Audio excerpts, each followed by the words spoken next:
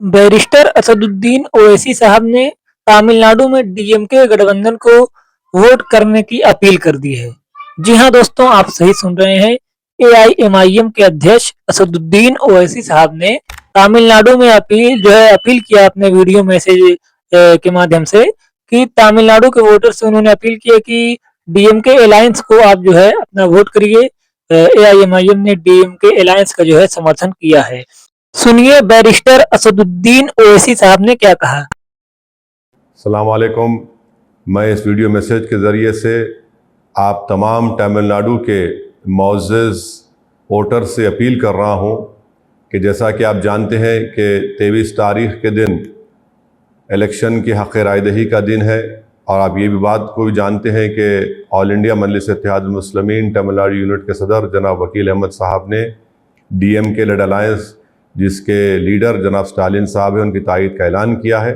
मेरी आप तमाम से गुजारिश है कि 23 तारीख़ के दिन मुत्तहदा तौर पर अपने एक वोट का इस्तेमाल डीएमके के अलायंस के तमाम सियासी पार्टी और उनके उम्मीदवारों के हक़ में करिए, और ख़ास तौर से वानियमबाड़ी के उम्मीदवार आपकी दुआ और आपके वोटों की उनको ज़रूरत है। आप तमाम को बहुत बहुत शुक्रिया। अस्सलाम वालेकुम।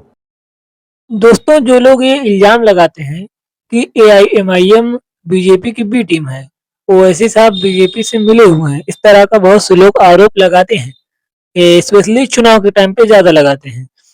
तो इसलिए लगाते हैं कि वो जो है उनको लगता है कि ओवैसी साहब की वजह से उनको उनके पार्टी को नुकसान हो सकता है, इसलिए जो है एमआईएम के ऊपर आरोप लगाते हैं वो। लेकिन अगर एआईएमआईएम बीजेपी की बी टीम होती तो क्या एआईएमआईएम डीएमके का समर्थन करती? तो डीएमके इंडिया अलायंस का हिस्सा रह चुका है। डीएमके के साथ जो है कांग्रेस की अच्छी तालमेल है। तो एमआईएम डीएमके का समर्थन क्यों करती है? क्योंकि विपक्ष में है डीएमके। डीएमके जो है तमिलनाडु में एक मजबूत स्थिति में है। डीएमके की सरकार भी रही है जो है तमिलनाडु में। पिछली बार डीएमके को बड़ी जीत मिली थी। लोकसभा इलेक्शन में भी 2024 के डीएमके को बड़ी जीत मिली थी। तो एआईएमआईएम ने डीएमके का समर्थन किस लिए किया? क्योंकि एआईएमआईएम का जो है स्टेलिन से जो है जो कि एम के स्टेलिन है, जो कि तमिलनाडु के मुख्यमंत्री हैं, उनको एआईएमआईएम ने समर्थन दे दिया। ये बड़ी बात है। जो लोग ये कहते हैं कि एमआईएम बी टीम है, तो लोग इस जो है ओवैसी साहब की इस वीडियो से सीखें कि एमआईएम बी टीम कैसे है। अगर एमआईएम बी टीम होती तो एमआईएम डीएमके का समर्थन क्यों करती? इसी तरह आरजेडी का एमआईएम समर्थन क्यों करती है राज्यसभा इलेक्शन में, जबकि उनके ही एक विधायक वोट नहीं देने आए और कांग्रेस के भी विधायकों ने जो है उनके साथ जो है वफा नहीं किया, बल्कि वो भी जो है वोट देने नहीं आए थे। 3 विधायक कांग्रेस के नहीं देने आए थे वोट, 1 विधायक आरजेडी का नहीं देने आया था वोट। तो और एमआईएम ने लेकिन पांचों जो है ये विधायकों ने एमआईएम को आरजेडी के कैंडिडेट का समर्थन कर दिया था राज्यसभा के इलेक्शन में। तेजस्वी यादव अख्तरुल ईमान साहब के जो है एआईएमआईएम के ऑफिस में गए थे और दावत इफ्तार दोनों नेताओं ने किया था एक साथ। तब एमआईएम बी टीम नहीं रहती है, लेकिन जब एमआईएम इलेक्शन लड़ने जाती है, ओवैसी साहब जो है तेलंगाना को छोड़कर और स्टेट में जो है इलेक्शन लड़ने जाते हैं, तब जो है यही जो है कांग्रेस, सपा, टीएमसी, आरजेडी जो है बी टीम बोलने लगते हैं। बिहार के इलेक्शन में आरजेडी बी टीम बोल रही थी, लेकिन जब एमआईएम 5 सीट जीती और उनको जो है राज्यसभा चुनाव में एआईएमआईएम के 5 विधायकों की समर्थन की जरूरत पड़ी आरजेडी को, तब उनको जो है एआईएमआईएम के ऑफिस में आना पड़ा। अख्तरुल ईमान के साथ जो है उन्होंने दावत इफ्तार किया। एमआईएम के विधायकों ने उनके कैंडिडेट का समर्थन भी किया। तो बताइए एमआईएम बी टीम कैसे है? और तेलंगाना में एमआईएम जो है कांग्रेस सरकार के जो है कभी-कभी खिलाफ भी बोलती है, कभी-कभी उनके समर्थन में भी बोलती है। इसलिए क्योंकि जब अच्छा काम करती है कांग्रेस गवर्नमेंट तेलंगाना में, तब एआईएमआईएम उनकी तारीफ करती है। लेकिन जब सही काम नहीं करती है कांग्रेस पार्टी तेलंगाना की गवर्नमेंट, तब एमआईएम उनकी आलोचना भी करती है, उनको जो है सही रास्ता दिखाती है। क्योंकि एक विपक्ष का ही काम होता है कि सरकार को जो है उनकी गलतियों का एहसास कराना।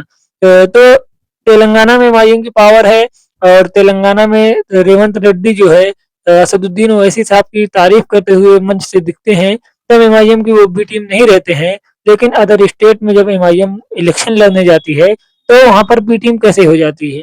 तो अब इससे अब साफ ये समझ में आता है कि ये पॉलिटिकल पार्टियां जो है जैसे कि कांग्रेस हुई, समाजवादी पार्टी हुई, ये सब पार्टियां एमआईएम के ऊपर झूठा आरोप लगाती हैं कि एमआईएम बीजेपी की बी टीम है।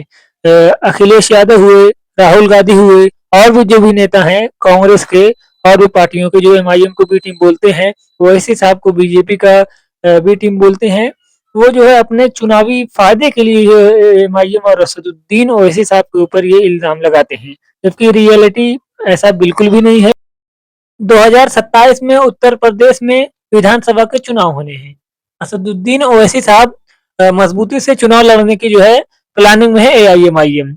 वहाँ के जो है प्रदेश अध्यक्ष शौकत अली साहब ने भी ये बोल दिया है कि एमआईएम जो है तैयारी कर रही है 200 सीटों पर। लास्ट फैसला जो है असदुद्दीन ओवैसी साहब जो है आखिरी फैसला करेंगे कितनी सीटों पर लड़ना है।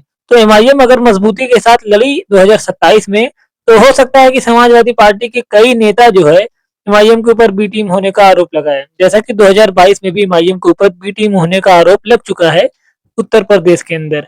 तो एमआईएम जब इलेक्शन लड़ने की कोशिश करती है, पार्टी को अपने मजबूत करने की कोशिश करती है दूसरे राज्य में, तो जो है ये लोग बी टीम बोलते हैं एमआईएम को। लेकिन जब यहाँ एमआईएम समर्थन करती है तब एमआईएम अच्छा रहती है। तो इससे इनकी पॉलिटिक्स साफ साफ समझ में आ रही है कि ये लोग अपने फायदे के लिए एमआईएम को बी टीम बोलते हैं।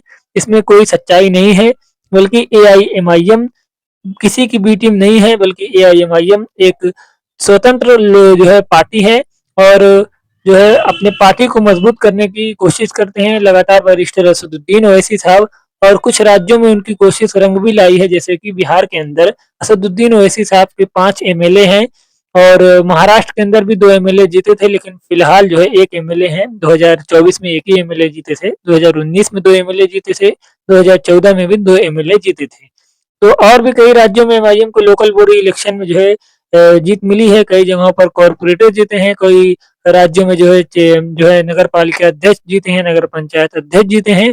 तो एमआईएम मिला जुला के बात करें, मेहनत कर रही है। बैरिस्टर असदुद्दीन ओवैसी साहब लगातार मेहनत करते हुए दिख रहे हैं। उनको भले ही कहीं पर कामयाबी मिल रही हो, कहीं पर ना मिल रही हो, लेकिन लगातार बैरिस्टर असदुद्दीन ओवैसी साहब जो है प्रचार करते हुए दिखते हैं और अपनी पार्टी को मजबूत करने की जो है बात कहते हैं। एक जो है सियासी लीडरशिप पैदा करने की बात करते हैं और कई जगहों पर उनकी जो है बातों का असर भी देखने को मिलता है।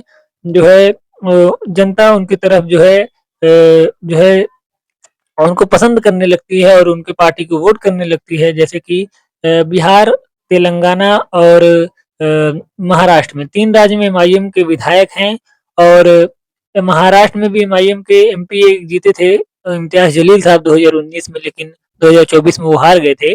और एक असदुद्दीन ओवैसी साहब हैदराबाद से खुद एमपी हैं। भले ही और राज्य में एमआईएम को जो है विधायक नहीं जीत पाए हों, लेकिन एमआईएम वहाँ पर भी मेहनत कर रही है। जैसे गुजरात हुआ, उत्तर प्रदेश हुआ और राजस्थान और भी कई राज्य हैं जहाँ पर एमआईएम जो है लगातार मेहनत करती हुई दिख रही है। भले ही एमआईएम को अभी तक कोई बड़ी कामयाबी वहाँ पर नहीं मिली है, लेकिन मेहनत एमआईएम का जारी है।